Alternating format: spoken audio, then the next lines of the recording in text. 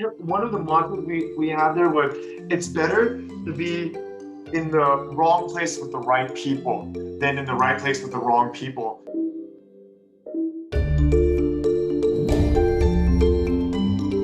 Welcome to UpTech Report. This is our Applied Tech series. UpTech Report is sponsored by TerraLeap. Learn how to leverage the power of video at terraleap.io. Today, I'm excited to be joined by my guest, Tommy Dang, who's based in San Francisco. He's the CEO and co-founder at Mage. Welcome, Tommy. Good to have you on. Thank you so much. Super excited to be here and love what you're doing. So, Tommy, from what I understand, what you're doing at Mage is you're a developer by trade. Like you know what they think, what they understand. Coming though, spending a lot of time machine learning, developers are used to taking concept to completion, like being able to handle the whole thing. And what you're trying to build is developer tools to help them use machine learning, being, if I understood you had shared this analogy, Stripe for machine learning development. And you feel machine learning is becoming table stakes in a lot of the cases, and you're not focused on no code solutions. It's really still the developers out there, helping them create those maybe their product and maybe a small or mid-sized business. So if you're in there and you're listening, you're a developer out there at a small or mid-size, but you don't have a machine learning expertise, this is a platform. Did I get that correct? Yeah, that was spot on. Definitely the Stripe for machine learning and helping developers be able to integrate machine learning, even if they haven't worked with it in the past. Okay, so let's go back and let's hear the journey, because you started this. When did you jump into this with Mage? How long ago was this?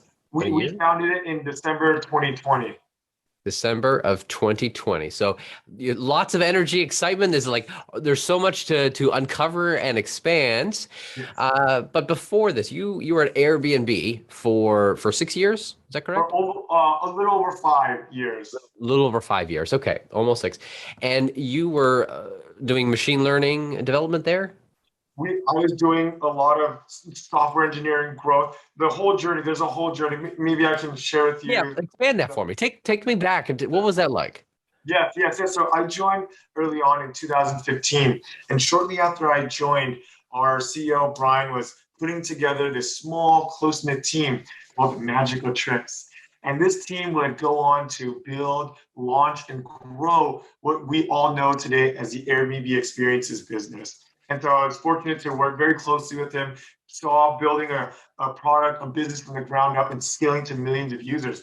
Now, while I was on that team, we were responsible for growing this team, meaning we would bring top of funnel users, reach out to users who never used it before, get them to book it, leave reviews, and come back. So we were the growth aspect of it. And while on this team, as developers, we had to scale our efforts. So we were building lots of landing pages, sending emails, doing text messages, push notifications. And we found that we were doing this over and over and over. And so we started building scripts and tools for ourselves. But over time, we saw that other developers at the company were doing the same thing. And other non-developers were trying to ask developers to help them do the same thing. So my now co-founder and I, at Airbnb in 2018, we started this internal SaaS developer tool. It's called Omni. Think of it as a Google Ads plus Squarespace plus MailChimp, all rolled up into one. And so we started this tool from the ground up, built it out. It's a low-code tool for developers and non-developers to be able to build landing pages without having to write code, ship tons of emails. And through this process, we got to work with hundreds of developers across all the different teams. And what we found was that a lot of the developers that we were working with, they had great ideas on how to use machine learning. They knew where in the product it was being used, where on the website.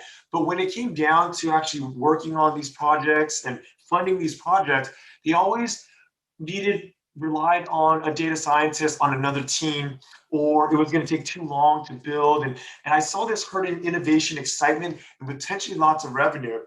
And so we started looking around at the available tools. There must be some tools today. And there are tools. Airbnb actually built some internal tools.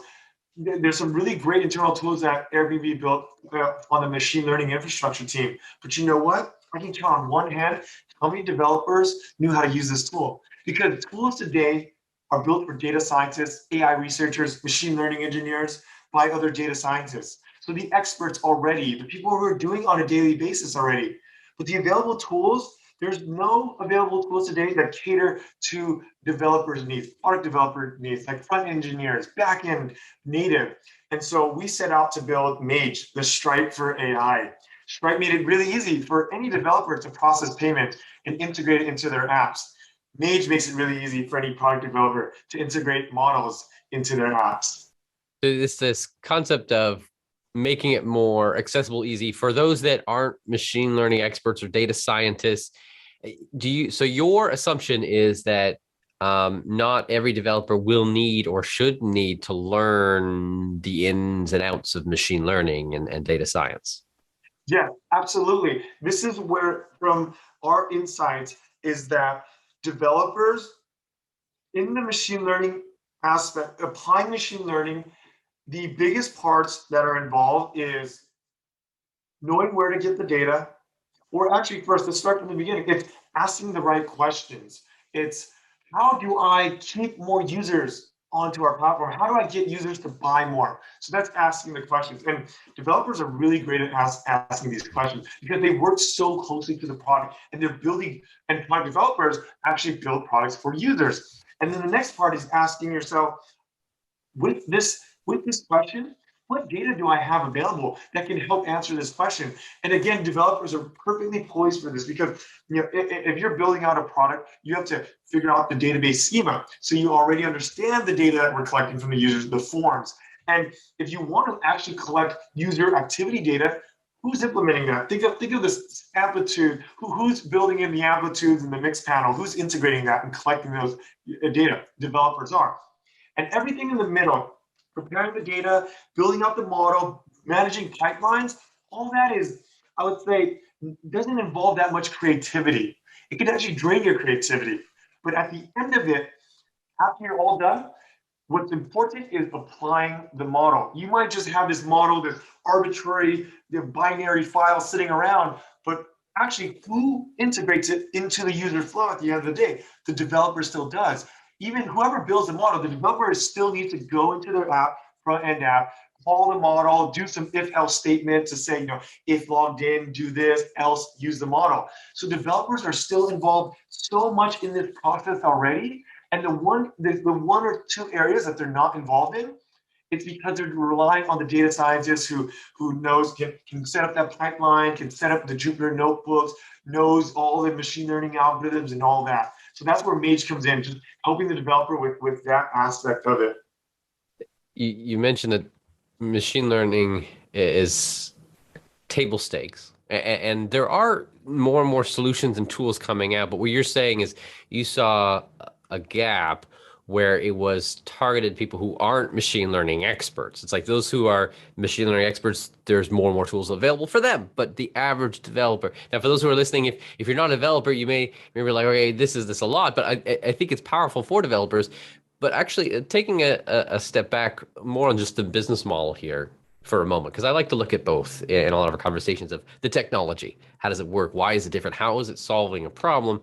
But also the business, like how are you making this work? What's your business model? Are you just planning, is it a usage fee? Because you're going for more of a product-led growth on this, correct? Yeah, absolutely. And so let me also touch up upon the table stakes. It's because there's a misconception that only large companies need machine learning. Only large companies have enough data to train models. Now, there's a right assumption that only large companies have their available skill set, and that's mostly true. But the other two, unfortunately, that's not the case. There are seed stage, Series A stage companies that have a trove of data in 2020 and beyond. Data just comes so abundantly. And when you're building out a company, you actually build out your developer team first. And then only later on do you bring on data scientists. And there's actually multiple types of data scientists. Companies don't even bring on data scientists to just work on machine learning first. They bring on data analysts and then other types of data science. And so with Mage, we can equip companies with their existing developer team. And you talk about business model, and that's why we are building for product developers at small to medium-sized companies, because not only are the existing tools today built for data scientists, by data scientists. They're also tailored toward large enterprises. They're solving needs for organizations with hundreds of developers or hundreds of data scientists, and they have a different set of needs and priorities. And so that's why we're making AI more accessible to these other small companies. Now you talk about pricing model. We initially were working off of usage-based pricing, where how many API calls you make, how many predictions you made. But what we found was that one of the biggest values we add to our customers is the ability to try things out quickly, see what works, and not have to waste a ton of resources and ramping up and building, spending so much effort in a model and not knowing if it works at the end of the day.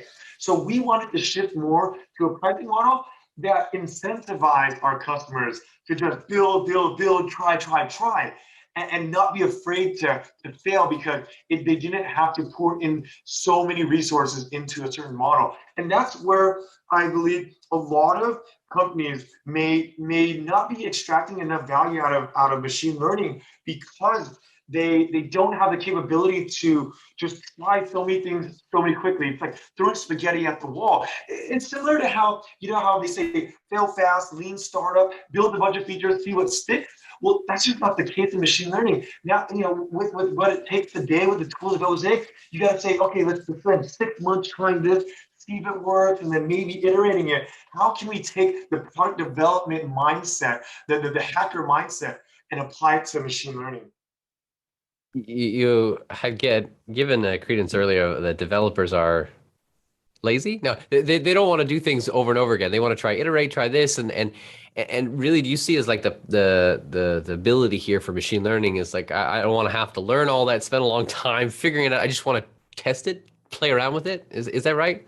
Yes, absolutely. You know, if you look at development, we have great tools for DevOps, for hosting front end, for testing.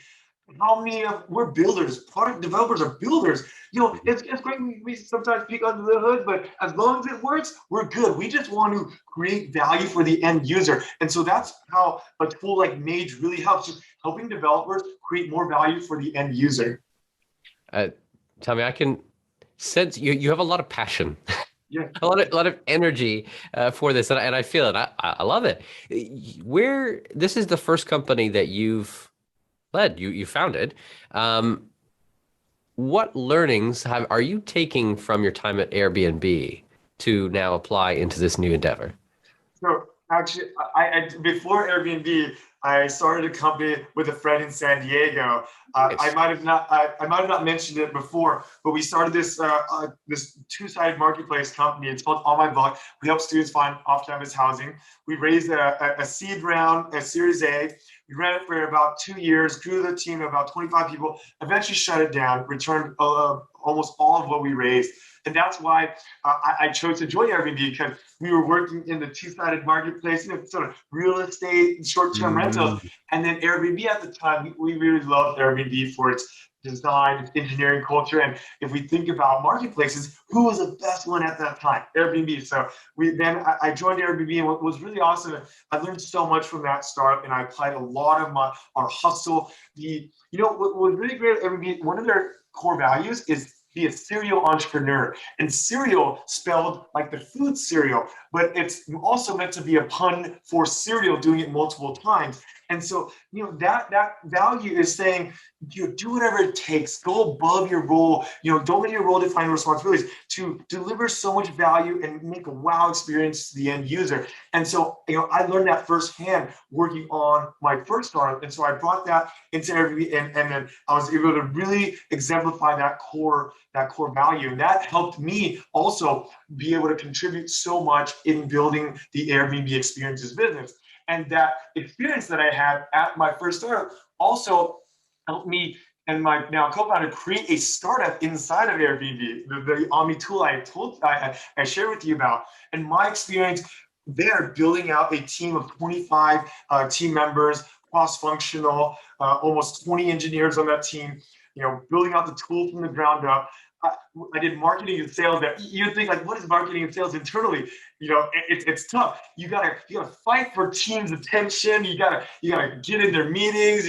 I walked around the pitch deck. I pitched people so many times. We had created our own marketing material, our own customer support channel. We use Slack at Airbnb, but we had our own customer support channel. We touted 24 because Airbnb had employees all over the world, right? And so all over the world, people were using our tool Omni. So we touted 24/7 customer support. So we are building this internal startup inside of Airbnb for over 2 years, and so took a lot of that team building, the culture building, the product development process, iterating, all that experience, and we took it also to Mage, and we took all of our experience building tools for developers, working so closely with developers and knowing what drives them, what parts of the tools do they love using, what parts do they like coding, what parts do they don't like coding. And so we took all those learnings and just pouring it into Mage and just going even bigger. I really appreciate the clarification. I missed that previous startup you had. I mean, and now also the internal startups. Really had two startups before this one. Let's go back to the first one, on my block, right? Yeah. That was what it's called. Yeah. Often it's failing that we learn even more than winning sometimes. We don't like to fail. Who likes failing? Everybody says that is wrong. But help me understand and learn from you, like, what is a takeaway that you took from that one that you've applied now going forward? Yes. Some learnings we learned from that was the importance of team. We kept one of the mantras we had there was, it's better to be in the wrong place with the right people than in the right place with the wrong people. And we just really built a great team there, and we knew the power of building culture, establishing traditions, establishing quirky things, and carrying those through, and working very closely, and then hiring correctly, hiring right, not trying to grow too fast before establishing great team working relationships, culture as well. We also learned how to really understand users and really build for the users and really have empathy and compassion for the users. And one thing that we learned from there, and we didn't have a saying for it yet, but I actually learned more of it at Airbnb, but really use your product day in and day out. And it was really awesome because we had students on our team, and we had interns and things like that. And then before, our co-founder was just out of college, and so we had the opportunity to really use our product, and that makes a huge difference. And carrying that over to Airbnb, Brian would always say, "Walk the park," and because Walt Disney is a huge influence, and he was a visionary before his time, and he would always walk the Disneyland park before it opened in Eden Manchester. And so we always now say, walk the park. And that can mean use your service, use your tool day in, day out. Just really put yourself in the shoes of your users. And even if you can't, try to figure out a way. And so we did that really well on my block. We would always go to campuses. We would have this campus ambassador program where we would bring on students to help us grow the demand, the supply. We'd bring them into the office. We do events together. And so we really ingrained that into our culture. And even though a large amount of the team weren't college students, but they were our end users, we would do everything in our power to really connect and stay close and in tune with our end users. The learning always falls forward of being able to get from that first venture, and then yes, definitely within inside Airbnb, and now with your new venture. This is still fairly recent. You did get some VC backing, is that correct on this one? Yes. Now we did raise a pretty good seed round in January, but we haven't announced it yet, and we're actually doing a press release next month talking about the raise. So yes, we did raise. We are venture backed, some notable, great, awesome investors, and some really great angel investors. But we'll be announcing that in a press release next month. By the time this airs, it'll probably have already not, and if not, we'll make sure it does air in time Okay. that this happens. But it's knowing that other people see this the same trajectory and the opportunity that exists. What are you most excited about? Because it's still very soon, so there's still lots to work on. But what's on your roadmap and what's coming up, and what are you excited about? Yes. So what's on our roadmap? It's now we have paying customers, we have developers using the product, and so what's on our roadmap is making it more self-serve, making it easy, helping developers use it even better and faster. And the idea is that we want developers to be able to come and not be overwhelmed because there's a lot of tools out there there's too much, and it sounds funny as a developer who's technical who can code, but just like anybody else, people want simplicity, people want guides, people want to be, I came to do a thing, just help me get to that thing really quickly, really fastly without having to pull my hair out. And so it's just we're really refining the product. And design is actually our competitive advantage. We value design just as much as technology. And design for us isn't how things look, it's how things feel and work. And that's just ingrained into our DNA. And the technology is just not enough these days. Everybody has great technology. And especially in this space, everybody has great technology. But the leader in this space will be the one who has not only the most powerful tool, but the most intuitive and simple tool. And so we are so focused on refine the user experience. We would design and build something really awesome. And then when it hits users, we see, wow, they clicked on none of those.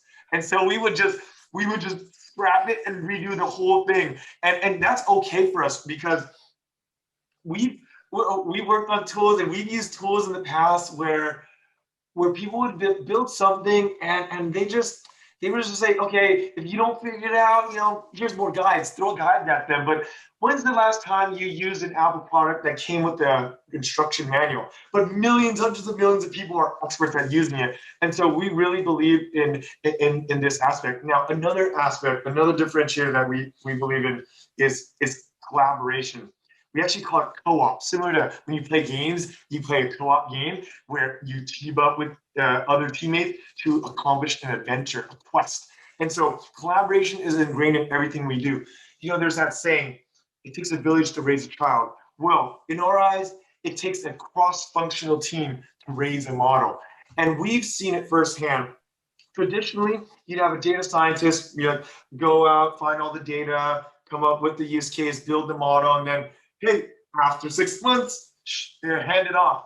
Well, what we've seen what works the best is this. It's, talking to the product, talking to design, talking to marketing, talking to customer service, talking to the developer, talking to analysts, and getting all that input into, what, have you thought of this data? Or what, this data means nothing without this data. Or what, let's actually think about using this model differently. Or what, we should optimize for getting the most answers right versus catching all the bad actors, for example. And not one person has all this information. Now, one person can drive it, but having the right tooling to entice and invite others in to contribute in a meaningful way, in a timely way, will revolutionize the way and the quality of the models that get shipped out. And so collaboration is really big. And so we're constantly building out new ways to collaborate within Mage. And now one also really cool thing that is coming up on our roadmap is this concept that we call open world. So similarly, we talked about co-op, where you team up together on a team and you go and you level up together. Well, open world is a concept of where you free form, you go out and you explore on your own, and you might meet new people out in that world. And that's meeting new Mage developers on the platform in a community type aspect. And there, imagine being able to get help from others, or contributing and sharing some types of transformations you've done on your data, some new techniques that you've prepared your data, or maybe you built a product recommendation model. You can show, hey, these are the ways I've improved the model. And if you've seen our product, we actually, in the co-op mode, you can see how someone has changed their data. You can see the history of it. And also with the model, you can see the history of the things that anybody has improved on it and the incremental improvement. So those are things that you knowledge share really easy. You don't even have to share sensitive data. I can have my sensitive data and say that, all the numerical columns, I aggregated the sum over 7 days, 5 days, and 18 days. And for, let's say, e-commerce data, that worked really well. You can go into the open world and say, hey, you're working on e-commerce data? Check out this transformation I did. You should try that out on your data. It helped us a lot. So this open world, because again, our goal is to help developers advance in their careers, expand their skill sets, and master their craft. And part of that is, becoming proficient in machine learning. So we, in the open world mode, it's to better serve the community and our users. You definitely have a greater vision than just, here's another tool for solving this person's problem here. It's trying to make a movement within the developer community to making machine learning possible. This is exciting. I could definitely, as I said before, see the passion in this. For those that want to learn more, mage.ai, mage.ai. It looks like you got to click button to get access. So when are you planning on opening it up even further? Yes, great question. We are going to launch out of private beta, so general availability, January 11, 2022. And so right now, what we're doing is working with early paying customers and onboarding developers who are requesting access. But just come to Mage, get access, and join our community channel, and we'd be happy to onboard you and show you how to use it. Because we're doing things that don't scale. We're taking an iterative approach to building out the core community, because we want it to be an initial group of solid, really passionate people who are hungry, who just want to learn and grow, and who want to teach others. One of our core virtues is give people power-ups. And that means we give honest, immediate feedback with positive intent. We do everything in our power to encourage others, and we see the potential of others. We don't see people for who they were or what they're doing, but who they can become. And so we're building, the same way we're building out our team, we're building our community the same way, of people who want to help others grow and become better. Thank you for sharing this passion of yours, the product that you're building, and the vision that you see. This has been a great conversation. Thank you so much. Thank you so much, Alexander. Thank you so much for having us on here, and loving what you're doing. And so looking forward to chatting again more. Absolutely. And for those, again, want to check more, go to mage.ai. You can sign up for the private beta, or when it launches open more, you could be able to get access there. And we'll see you all on the next episode of UpTech Report. Have you seen a company using AI, machine learning, or other technology to transform the way we live, work, and do business? Go to uptechreport.com and let us know.